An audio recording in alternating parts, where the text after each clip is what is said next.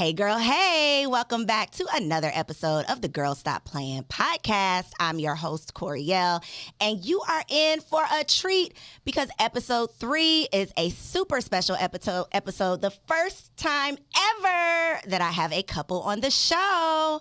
Welcome, Jason and Helani Lobdell. Thank you for being here. Thank you for having us. So listen, we got to get right into it, okay? The Instagram fam is excited about this conversation. They've been dropping questions all day, so let's get to it. So for those of y'all who don't know, you are high school sweethearts, recently celebrated your 20-year wedding anniversary. You have evolved together over the past 2 decades, which is definitely inspirational because you have managed to maintain your friendship. So my very first question, what is the formula? What's the formula for maintaining your friendship, still looking at each other and smiling at what you see? What's your secret? You want to start it? I'll let you go. I think for me, just keeping the energy right.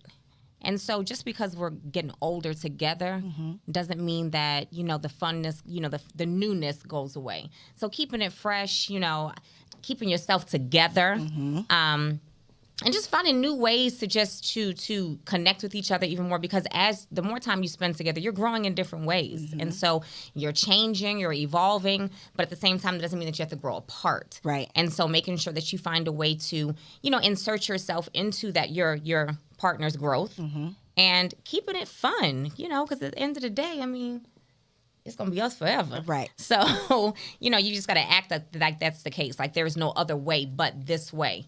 And, your actions show that. So, Jason, what was your relationship like in high school? Like, were you all the best friends type of couple? Because it seems like that's the category I would put y'all in right now. But has that been how it started? Well. And don't lie. I ain't He tells his version. I'll tell you that now. Okay. So here's the thing. I've been knowing her since I was like 12, 13, like middle school. Okay. And then high school, around 10th grade, we started having classes together. We sat next to each other, and we really became friends, So that was like organic. We just were like shopping for cars. We were 2 15, 16-year-old kids looking for cars. Like that was our thing every third period, whatever it was. So yeah, we built a friendship like that. And then she kind of became best friends with my neighbor, that type of thing. So we always just hung out. But it got serious when she actually used to date my brother. Yeah. Is this a Girl Stop Playin exclusive? So I'm gonna tell you. Look, you got. Is this the real story? Hello? It's real. Oh, okay. So my mom got custody of my best friend. Okay. When we were in high school, and one day she actually called for me, and we shared the same bedroom. He picked up the phone. He like, hello. Oh, what's up? He paused the game. He walked out the room. So he walking out the room, talking at the phone or whatever. He come back laughing. Oh, okay, here he go. Give me the phone. I'm like, hello? She's like, huh? Her daddy called her. She had to leave. I was like, that was Helani? How long you didn't give me the phone? He's like, we just, whatever. They just start talking, and then boom, that was our 11th grade year.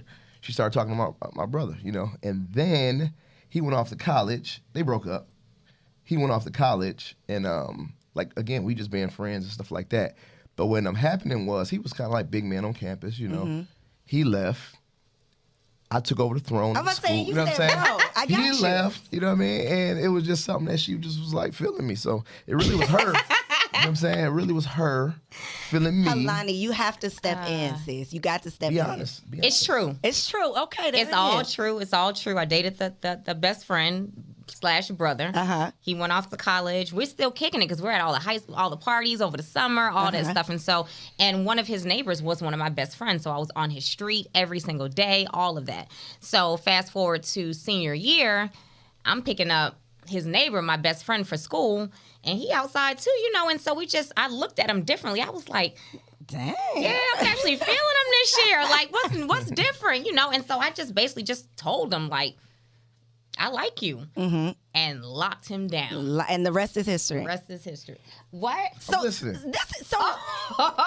where I'm going, like in my mind right now with this conversation, because I can put myself back to high school with the little boyfriend. I'm writing our names on the notebooks and saying we're gonna get married, knowing we ain't gonna get married. Right. Y'all actually did it. What, Jason, this is for you.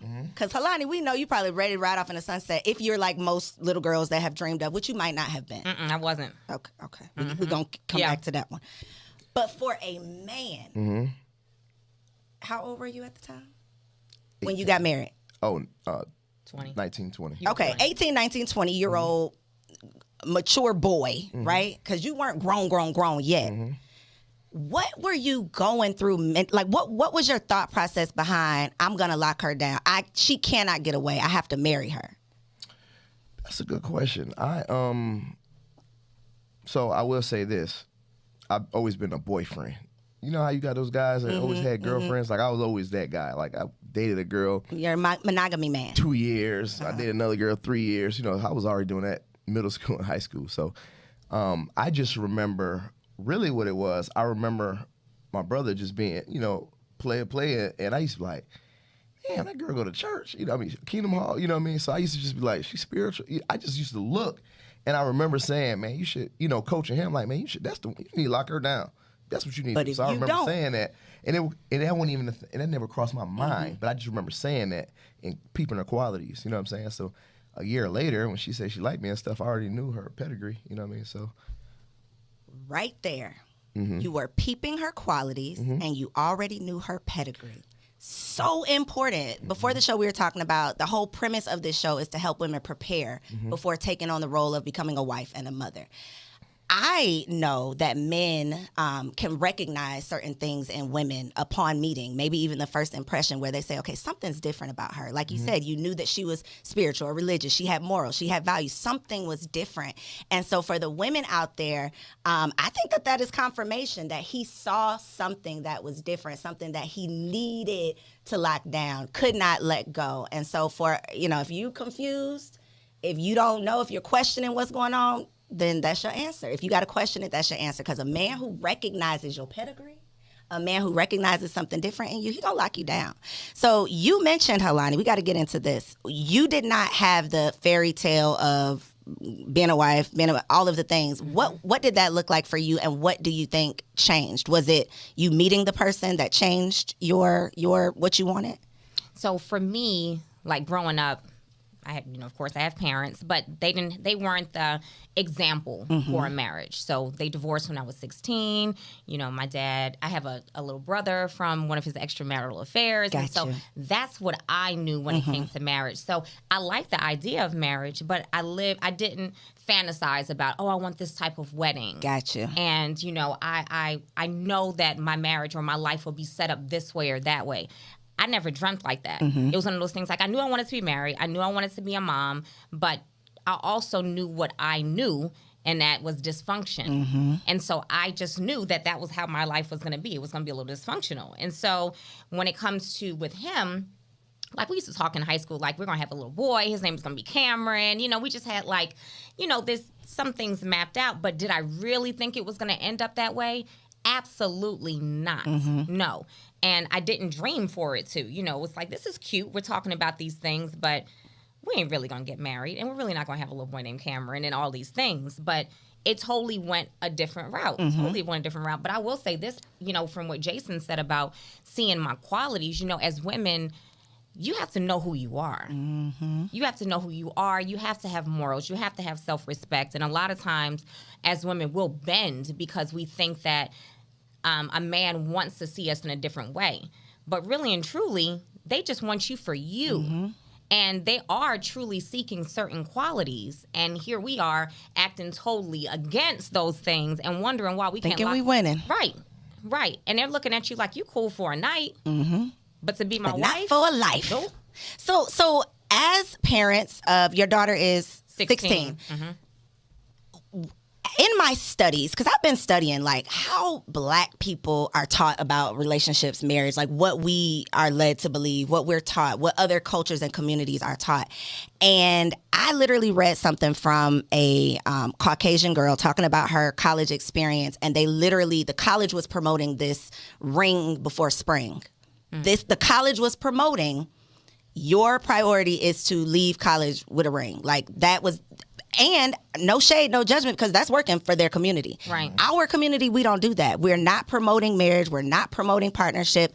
And so for someone who wasn't necessarily dreaming about it, but for someone who has a daughter who I'm sure is having these conversations, she's, dating boys or what. I don't know if she's dating boys. I don't know what she's doing, but what do you teach her? Like, are you teaching her go for it early because it's worked out for you? Are you teaching her invest in your education? Like, what is your message for your daughter based on your experiences and what you've seen? Yeah, and it's funny that you say that because I actually was talking to her today on her way home from school about this, and she does not want to be married, nor does she want children. And I'm like, Riley, why? Like, why? Right. We got all of this. Right, And you, why? And she's like, I just can't see myself as a wife and as a mom. She said, I want to have a career. I want to travel. And y'all try. Okay. Right. And so, I mean, she's 16, and so in her mind, that's how she sees her life. But we definitely do preach, like, yeah, I tell her all the time, you are going to get married. And you probably will have a child or two. You will. But do I preach for her to do it as early as we did, 19 and 20? No. I want her to have a career and really be secure in who Riley is before she takes on a relationship.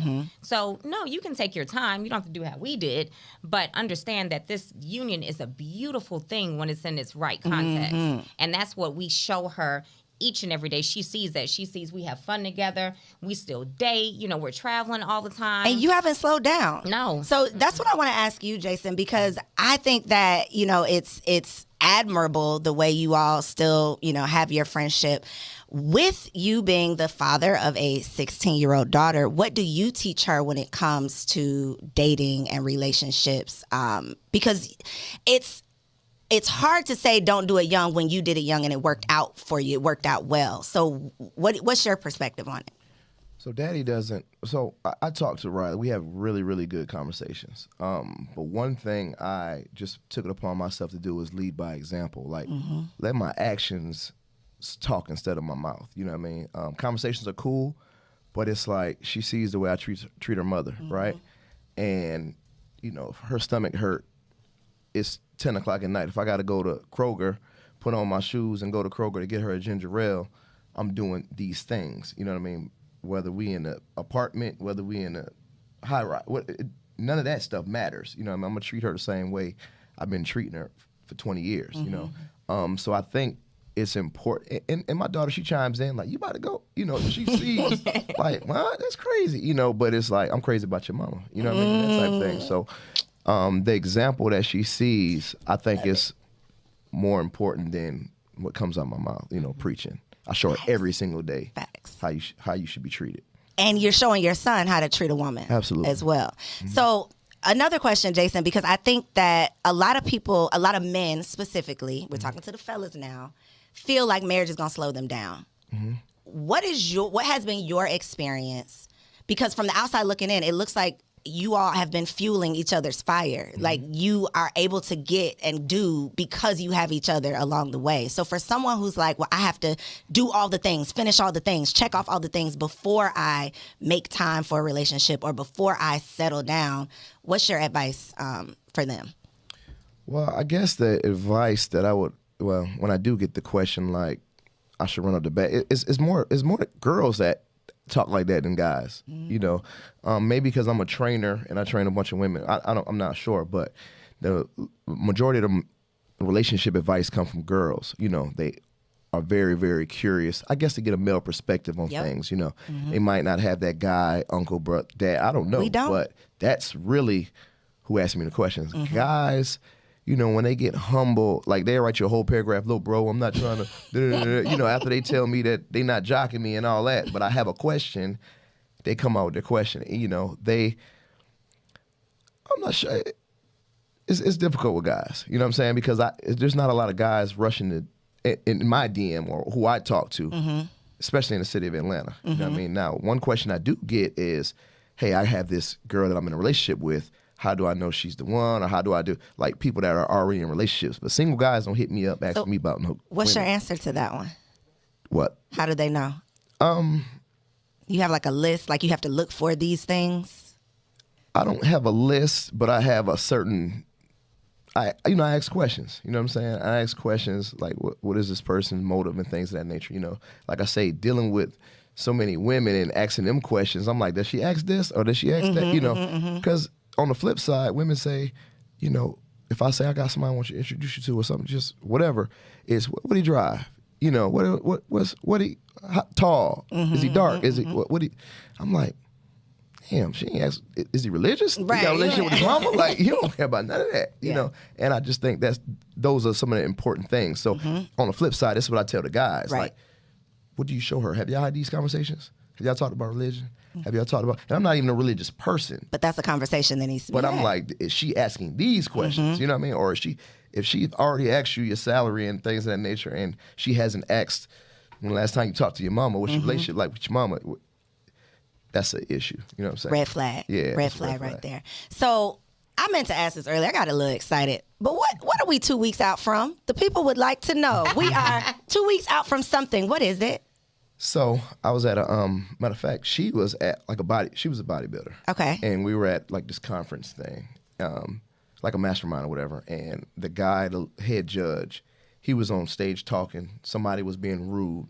And he was like, hey man, be quiet. Matter of fact, stand up. And he told him, take off your shirt. The guy took off his shirt.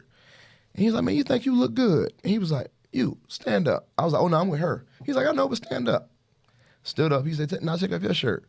I took off my shirt. He said, this man ain't even doing a show, and he looks like he 2 weeks out. And look at you, you know. So okay. 2 weeks out means like you're 2 weeks out from a bodybuilding competition. Gotcha. From the stage. Close Gotcha. to Y'all can tell I don't work out. Your girl don't know no gym terminology. I had no clue what was going on. I hope I wasn't the only one with that question. But speaking of being in this space, right, and you mentioned you work with a lot of women. Question for you, Helani. Yep. Do you think that because y'all have known each other since middle school and I don't know if this is the case, but are you at the point where it's just like, are you like this? You know what that means. Are you like this? Or do you still feel a little some type of way about him spending so much time and all up, you know, real close and personal with the ladies? Yeah. So, no, because, so he really doesn't spend a lot of time. Okay. So, Jason might be at the gym for 2 hours a day. Okay. Now. Right, now. Now, when he first started training, he was there all day. And when he first started training, I did feel some kind of way because, like I told you, my childhood, that's what I come from, is infidelity. And so I was a firefighter. I'm gone 24 hours, you know. I feel in my mind, I'm like, he can do whatever he wants to do. You know, he could be out here with all these different women, this and that. And so he had to tell me, like, listen, you cannot keep on trying to make me your dad. And I'm talking to you right now as your friend, not as your husband. And this is the thing. You can drive yourself crazy that whole 24 hours while you're at work. And I can tell you I'm X place, but truly be over at Y. So stop driving yourself crazy. Listen, you know, you got to have some trust. So back to what you're asking as far as him training women, as long I trust him. Do I trust women? No. Right. No. But I understand that it's his place to keep things in place. And so, yeah, it's, you know, that's his job. They don't owe me anything. And so with him being, you know, having involvement with different women, keep it on the up and up at all times. And he does, I have to say that. So there were times where, you know, he might be training glutes and he's panning and I'm seeing, you know, some things on Instagram and I hit him up like, delete it. And he's like, what? And I'm like, you're showing too much, delete it. And he'll just delete it, you know? And so we have an understanding that, yes, he has interaction with women. At one point, I was sleeping every third day with men, you know? And so we have to have trust in each other, knowing that we're going to keep things on the up and up, you know? And now I'm like, whatever, you know? I trust him implicitly. And sleeping every third day with men at the I was about to say, listen, we were going to fix that. Firefighter talk. Jason, don't worry. She was going to clean it up. I was going to clean it up. We were about to come right back around. For her to clean up. Stop talking like you a chief. Because the people didn't know, or may not have known that you just retired from being not a police chief, girl, I didn't mess you. Fire chief. Yeah. Right? Yeah. And so that's another transition because I want to talk about that as well. But since Helani did spend so much time away with men, how did you handle it? I mean, it was only like a couple times I wanted to pull up, you know, just because. Did you ever pull up? Did I ever pull up? You didn't. He I would ain't want. He threatened, but he ain't never show up. Yeah. Right. I mean, 'cause, you know, like somebody like will literally have a crush on her and feel some type of way, and I'm like, what? That's I'm gonna drop your lunch talking off about. tonight. Like, that ain't going, you know. But I guess I never really pulled up. But it is what it is, you know.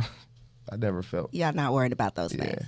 So are y'all at the point in your relationship where you can switch phones, have passcodes, see each other's group chats, all the things, and Yes. it bothers you not? Yes. Both ways. Yeah. Both ways. I think that you freed somebody though, Helani, when you said that, you know, this is something that you have evolved into. And you still will tell him, sir, Yep. not that one. Take it down. Because there are people who, with anybody, I mean, it's human nature to see people who appear to be perfect on social media and feel like everything is perfect. They don't have any issues. There aren't any challenges. There are no disagreements. But you're still human. And just because you've been together, 2 decades does not mean that everything is perfect or that you even know every single thing about each other. So I appreciate your honesty for sure. And I want to get into this transition because you transitioned from fire chief, which is badass as hell. Bossy. I want to know how you even got into it. We're going to talk about how you got out of it, but I do want to know how you got into it. But you had a transition from fire chief to entrepreneur, $1 million businesswoman, right? But Jason, you've had transitions as well. So how have you managed to evolve and grow together? Because you could crack up laughing thinking about who you were like the day y'all met versus who you are now and who you've become together. How have y'all been able to do that? I think just growing and just getting more mature. When we got married, I was 19, he was 20 years old. So communication, what is that? We didn't really understand what that looked like. And so now, he's 40, I'll be 40 in July. And things are just different. Now it's one of those things where as we're transitioning, we transition together. So like when I was coming out of the fire service, literally, that was a topic of conversation in my house consistently of when should I do it, how I should do it, how we're going to, because the transition it's our transition, because it affects both of us. It affects our children. And so I think that's with everything that we do now. Everything is like this. Whereas I'll say when we first got married, we were still operating like this and wondering why we would argue all the time, wondering why we just couldn't see eye to eye. But we were functioning like two single individuals living in the same household. And so once we figured it out and understood, like, we're one and we got to operate as a unit in everything. And so that's what we do. So as we're transitioning from, different jobs or to building different businesses, it's literally us together figuring it out. We plan it out. We talk about everything. It's never one of those things like, I'm going to do this. No, we're going to do it. Is it permission though? Do y'all ask permission for things? Jason, you got to clear it by Helani? Can you make the decision and explain it later? She acts like it's not, but yes, I really definitely have to. She don't. She Let's talk about it. We'll talk about it. Let's talk about it. Yes, he does have to ask. And let me just say this. Let me say this real quick before you even get started, because I already know what you're about to do. So, with permission, it's not that he has to ask permission, but you do have to consider me. And so if you got plans to go mastermind on Fridays, I need to know that I'm masterminding on Friday at this particular place. It's a courtesy. And so while he might look at it as like he's asking for permission, I need to know. That's not it. Here's What the is thing. it? So when you're moving and shaking through the city, you know what I mean? You might go here. I'm like, hey, I'm finna go to Sweet Lounge. We're going to get a drink, and we're going to chill and chop it up. We go to Sweet Lounge. Okay, the crowd don't look right. The valet not. We shoot across the street to such and such, and then, But you were supposed to be at the Sweet Lounge. Exactly. And I need to know. I thought you said you were at Sweet. That looks like you at the Green Bar or whatever. I'm like, look, man, I ain't got time to be telling you every Yes, you single do. move. So, again, I don't want to conform to that. You know what I'm saying? I explained it to her. You still I'm bucking? Yeah, I got to, because it's like, I told you my intentions, but if something changed, it just changed. But she does it all the time. And I'm like, damn, that's like Boogaloo. I thought you were going to Bar Vegan. You know what I mean? Say something? Or you just don't care? So He'll say something. I say this. I say, now, when I did that last week, it was an issue. Oh, boy. I'm like, it's different. It's different. But again, like I said, I really don't care. You know what I mean? She cares more than I do. But I will bring it up because she always on me about it. Yeah. how you gonna bring that? And you be I doing think it comes down to you knowing your partner, though, right? It does. And love languages and how you communicate, how you receive love, how you need to get all those things. I think because after 20 years, like you have to have figured out something. Oh, absolutely. And you even just mentioned too, like y'all used to argue every day. Like this is an evolution. So what was the thing? Was it therapy? Was it like what was the thing that took you from fighting like cats and dogs to let's figure this thing out? Like let's look at this as a partnership. And I can't really pinpoint where that came in, but I do remember we went to 2 counseling sessions, just 2. And I remember the counselor, she taught us how to have disagreements. And those 2 sessions were so valuable because literally we still apply that to this day. Well, tell it to us. Give us a little free. Yeah. So basically, people ask all the time, like, well, so give me some advice, right? And this is just the one thing because it's so unique. It's not the whatever typical advice. So I always say, we learn how to argue. Like, what do you mean? Like, we literally learn how to argue. So it's like this. I go, she goes, right? I go, she goes. We do it twice. If we don't see eye to eye, or if we don't agree, we drop it. But the thing is, like, when she's talking, I can't be preparing my next statement. Like, you really got to truly work on that part. You know what I mean? And we mess up sometimes, but I truly want to hear her. And sometimes when she's talking, I'm talking, she's talking. Before we even have to just put it on pause, it's like, oh, there it is right there. That's the issue. You thought, or I see why you think like that, but that's not that. Because I was listening. I was really listening. I might be listening to see if I was gonna win this debate or not. But sometimes, and I'm humble enough to be like, got it. That's what bothered you. I apologize. That type of thing. We end it. Yeah, and she mentioned too, once you're done with the situation, you can't keep coming back to it. And she likened it because at that time our child Riley, we only had Riley. We didn't have Kingston. Riley was like 2, something like that. And he likened it to him and Riley saying, if you discipline Riley one time for something, you discipline her, she's in trouble, all that good stuff. The next day, are you going to discipline her again for... Right. And so for what she did yesterday, and so he said no.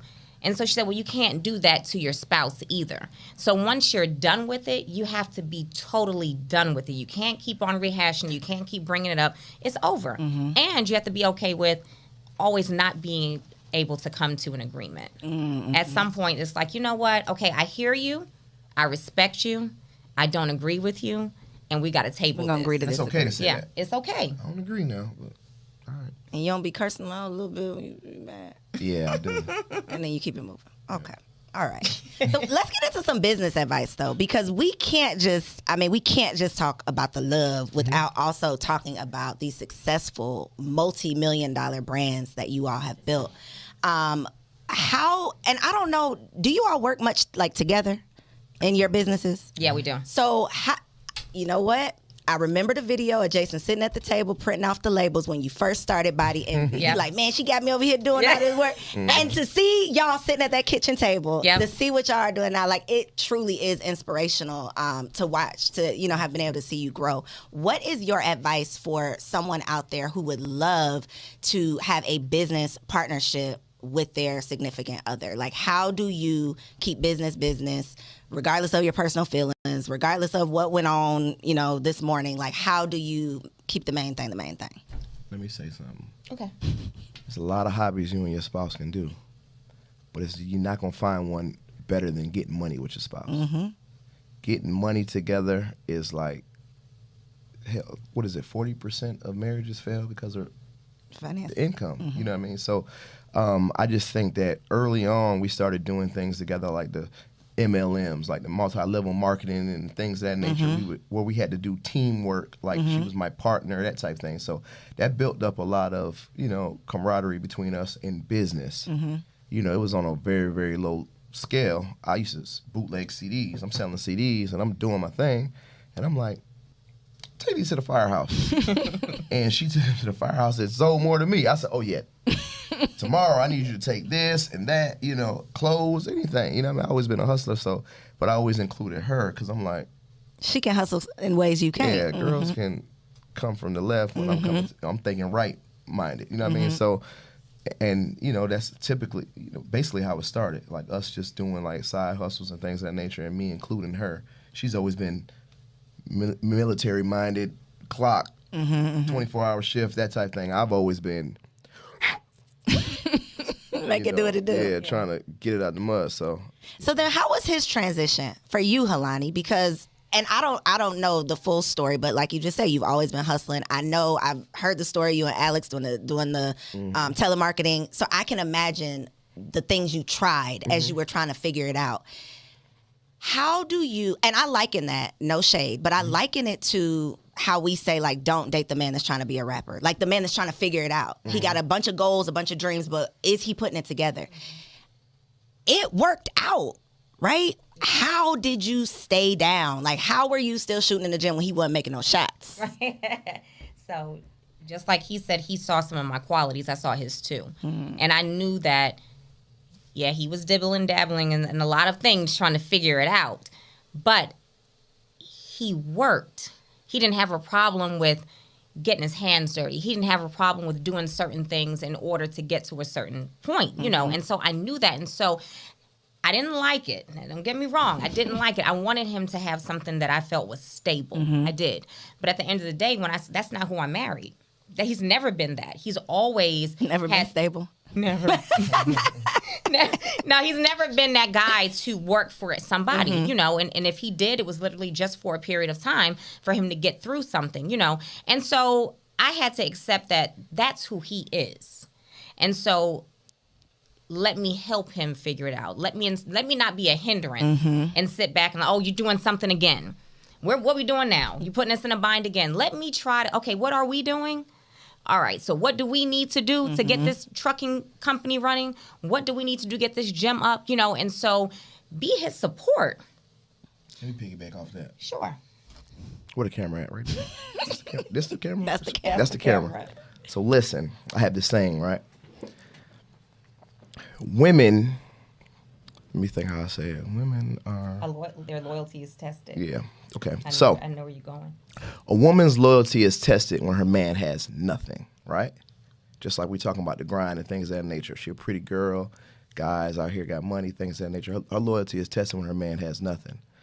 On the flip side, a man's loyalty is tested when he has everything, right?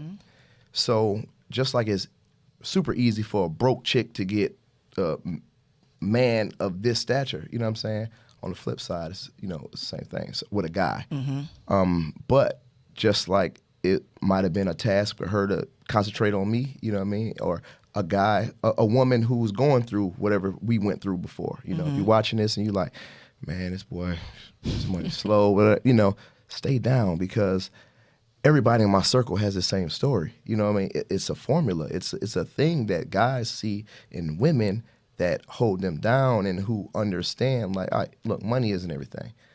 I make you smile, you make me smile, we have a good time. All right, picnic, we ain't got that much money, you know, that type of thing. But like my friend Neo, you know, he got pictures recycling cans and stuff like that with his Dump wife. truck. Yeah, Marcus, he was telling me about his wife Turk. He was putting stuff in her name, you know what I mean, because his credit was shot, things of that nature. Chris, like all my guys have the same come up story, the ones that are married, you know what I mean? So like I say, it's a trend in there somewhere. So if you that person right now. But listen, this the thing though. See. But what about the flip? I think you're right. I agree 100%. And I think that if we like did profiles on all of y'all, there's a common denominator with all of y'all that, okay, if he has this thing, stick with him. But I think it's a lot of men who talk a good game, say they got plans, but they're pretending. So we don't want the women to waste their good years with a guy who doesn't have that thing and he's just pretending to have it. So is there something that we should be looking for, or the questions we should be asking, or do you think it's just something we could pick up on? Like how you said, I just knew, you know, he wasn't playing around because he was a hard worker. You should be able to pick up on it. Yeah, you should. I mean, are they working? Yeah. Are they truly working? 4 o'clock in the morning, I'm up. Right. What are they back grinding? brace. You know what I'm saying? Like, all right, the money wasn't what it is now, but I had a back brace on and some steel toe shoes, and I'm out here busting my ass. You know what I mean? So that's how you know. You know what I mean? The work ethic. Yeah, the work ethic. 2, 3 jobs, whatever. Hustling this, get off and do that, you know. And you know, for us, I remember when we were trying to get our first apartment, and we didn't have any money, you know. And the apartment, I think our rent was like $600 and something, something like that. And we were staying at his mom's house, and we were like, we gotta get out of here. We gotta get our apartment. This was like for like a week. Yeah, this was like a week. We were there. I mean, literally, just got to his mom's house. We weren't trying to stay. We had just gotten married. We're like, okay, we got to get out of here. So long story short, he's like, I got it. He left that evening. He came back. He said, I got the deposit, I got the rent, and then I got the money for the furniture. So I knew from an early age. It was a party. It wasn't dope. Right. Threw a party. Parties. He threw a party, y'all. He threw a party. Nothing illegal. But yeah, so I knew from an early age that he'll get it. He will do whatever it takes. And me too. There were times where I'm working my 24-hour shift in the fire department. I'm getting off the next day, and then I'm going to work a 12-hour shift on an ambulance. Mm-hmm. So we both. So the work ethic has been there. The prize just finally caught up to y'all putting in the work. Exactly. Exactly. It's always been there. And so for, you know, women who are dealing with, or even men who are dealing with their significant other, and they're literally hands everywhere, just in everything. You know, at some point, of course, you got to streamline. But you do have to look at the qualities of your partner. Are they a hard worker? Do they run when things get hard? You know, just look at the history. That'll help you to know if you need to stay down or not. And then, like he said, how does he treat you? How does she treat you? Do y'all have a great time together? Because money is not everything. There's so much emphasis put on money, money, money. Yeah, it makes life more comfortable. It comes and goes, though. But it comes and goes. And look, think about how many people, rich people, wealthy people, commit suicide. Money is not what makes you happy. It adds to it. But if that's your motivating factor for a relationship is money, ain't gonna last long. It's not. Whew. Okay, so Helani, you have something exciting that's coming. I do. We got to talk about this Chief Woman Officer. That's like the most sexy, the Chief Woman Officer Conference. I said it right. You did. You said it right. Coming to Atlanta this May. Tell the people what it's all about and why they need to be in the building. So as women, okay, so of course I retired from the fire service as a battalion chief. So that's where the chief comes in. But in the grand scheme of things for the everyday woman, you're the chief of your life, right? As women, we wear so many hats. We're moms, we're wives, you know, we run businesses. There's so many things that we do. We take care of the households. We got to take care of ourselves. There's so much. So you're the chief woman officer of your life. So this conference is going into all things that women have to deal with, from business to relationships to just balancing it all. You know, how you prioritize, how you build businesses, how do you have a successful relationship, how do you choose the right partner? So is the Girl Stop Playing podcast a part of this Chief Woman? We shooting shots all 2022. Hey, let's make it We're going to talk happen. about it. We're going to talk about it. Talk about it. We got to have a conversation. Absolutely. May 21st. Here in Atlanta. Here in Atlanta. Give them the information. If registration's not open yet, both of you all share your Instagram website so people know where they can find you and support. Okay, so you can find me on Instagram. I'm Mrs. MRS, the number 2, weeks out.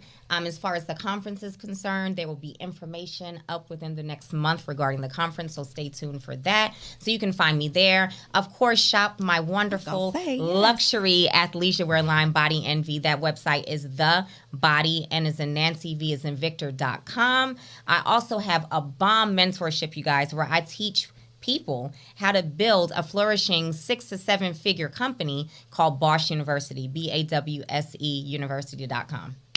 Awesome. I'm Mr. 2 Weeks Out on Instagram. You can find me at the Loft Athletic Club. I have a online fitness program called x28fitness.com. I also teach people how to get into Turo and Airbnb through my university called 4K University. I also have a clothing line. Damn, I should have worn my shirt. I also have a clothing line, New Age CEOs. You might see the shirt that says rapper, athlete, entrepreneur, and the rapper and the athlete is crossed out. That's us. So newageceos.com. And that's everything we got. Listen, y'all. This was good. Thank y'all so much for tuning in to another episode of the Girl Stop Playing podcast. Make sure you like, comment, and if you have not subscribed yet, girl, stop playing. See you next week. Peace out, y'all.